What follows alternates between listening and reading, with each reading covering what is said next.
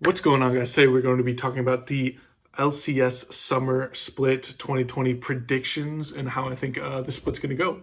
So, as you can see here, Cloud9 in first. I think that's pretty obvious. I don't think there's a whole lot to talk about. I don't think they're going to regress very much. I think they're going to be doing their best. Sven and Vulcan have been spamming duo queue. They've been trying their ass off in solo queue. I really don't expect them to regress too much. I think for all teams, there's going to be a little bit of shakiness in the beginning of the season, getting back into things with the long off season. That is how it is. Now, secondly, I have TSM. A little bit controversial, but it is what it is. I think one of the biggest things for them is their first 6 games are Team Liquid, Dignitas, Immortals, FlyQuest, EG, and 100 Thieves. Now, how does that sit for them? I really think that's decent for them. I don't think those are hard teams for them to compete against. TL, I don't think they're going to be in form.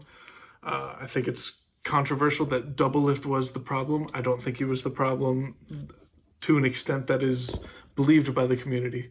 I think he's going to have great success. I think the value of having two of the best players in the league at Doublelift and Bjergsen is ridiculously undervalued.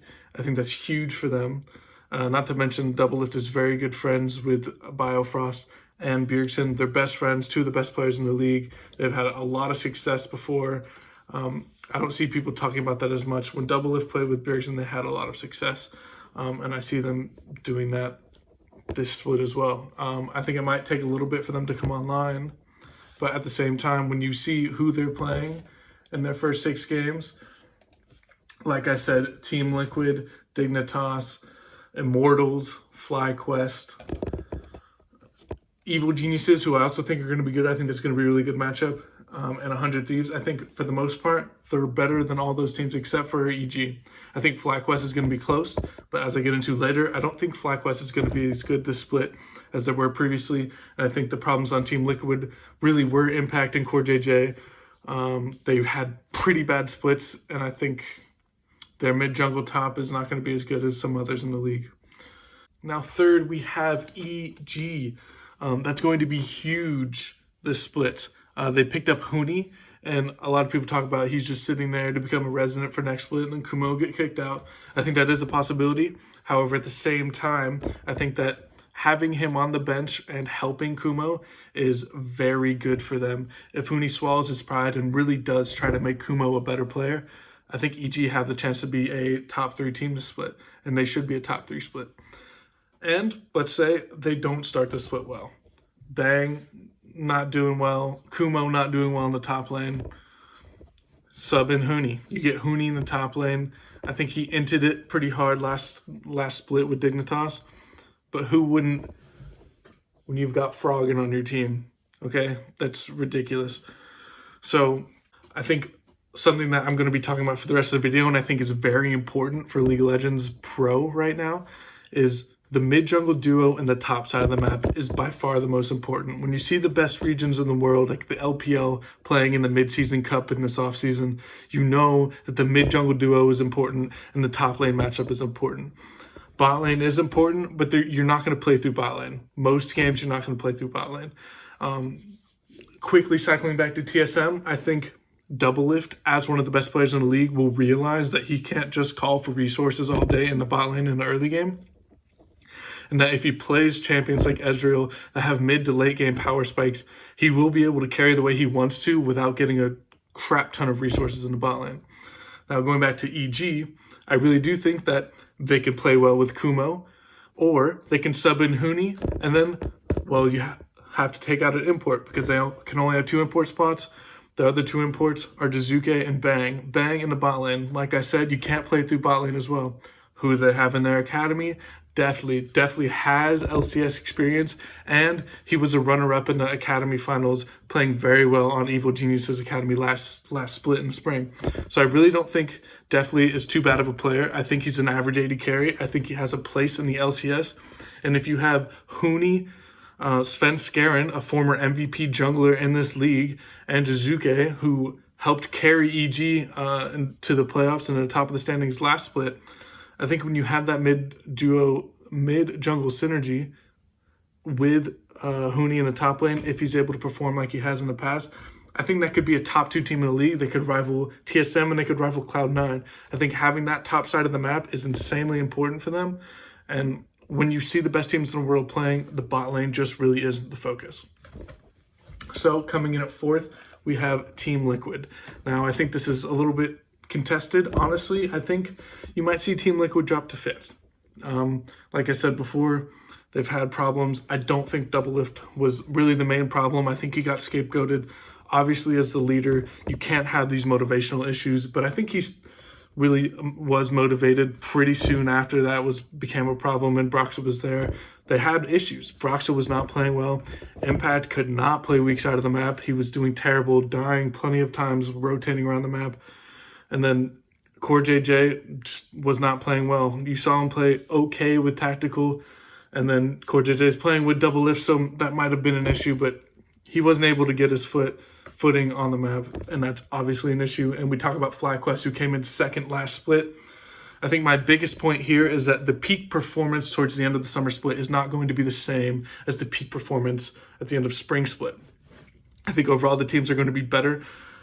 It might be bad. Maybe I'm just a North American optimist for thinking that the teams are going to get better and play better this split.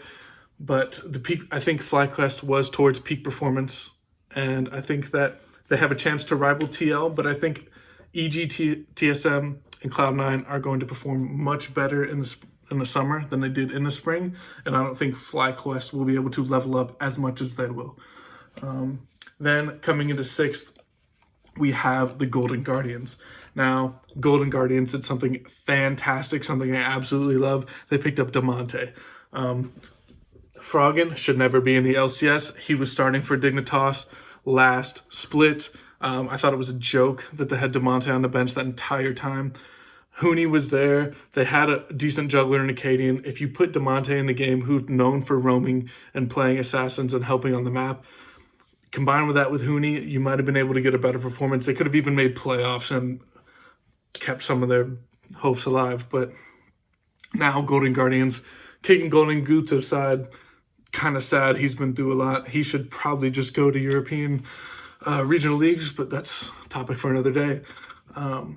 So the addition of Damonte I think is huge. Their mid-jungle duo, Closer, is one of the best junglers in the league, even though he was on Golden Guardians. Should be great for them. I see them convincingly beating everyone under them.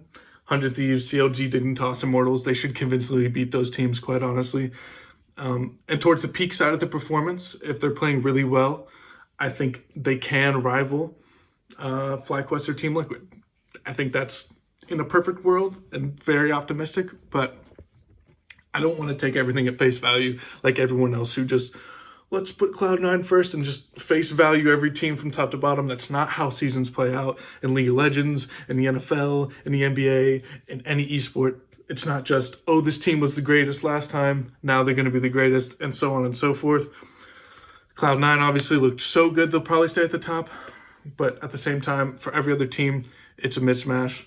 And I could see GGS pulling towards the top side of the standings.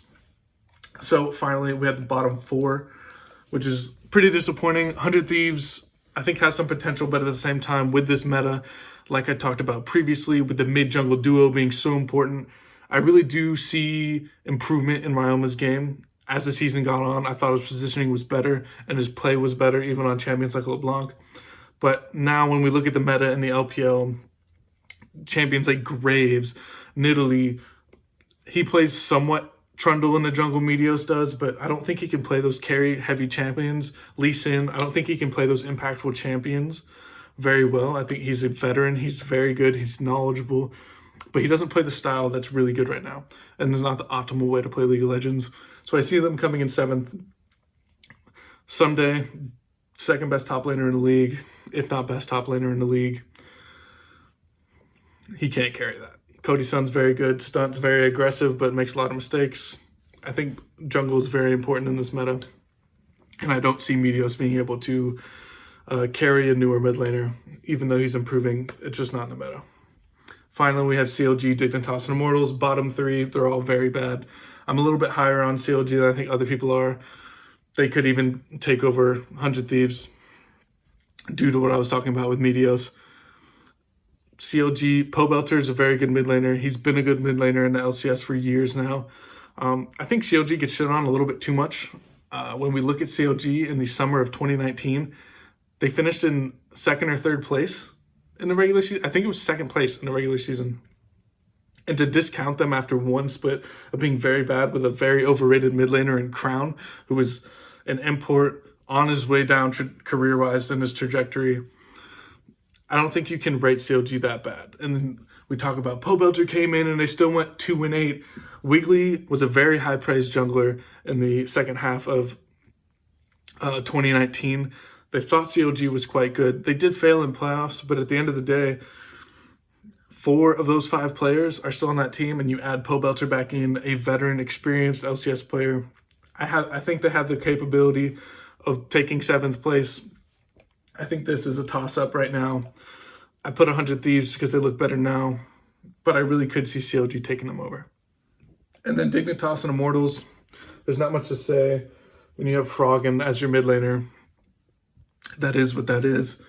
But I did have them, Dignitas, in 10th place, but I changed my mind last night when it got revealed that Xmithie was benched.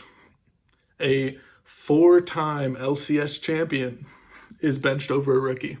Now, there's probably a lot of personal reasons and not gameplay reasons related to that change, but we don't know why.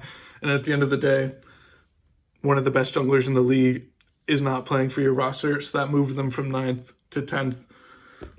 Their roster is quite literally a shit show. Dignitas, same thing. Froggen, they picked up Viper, who was the worst part of FlyQuest and what held them back in the playoffs when they moved to solo. They have Acadian. They picked up Dardoch, so now they're going to be butting heads. Acadian's probably going to be on a short leash, even though he did look to be improving in the end of Spring Split. And then the bot lane, you have Johnson and Afromoo, and they picked up JJ, another support. So maybe you have pressure on Afromoo. Seems like there's going to be an amalgamation of different rosters probably tried this season. And I don't see Dignitas having very much success.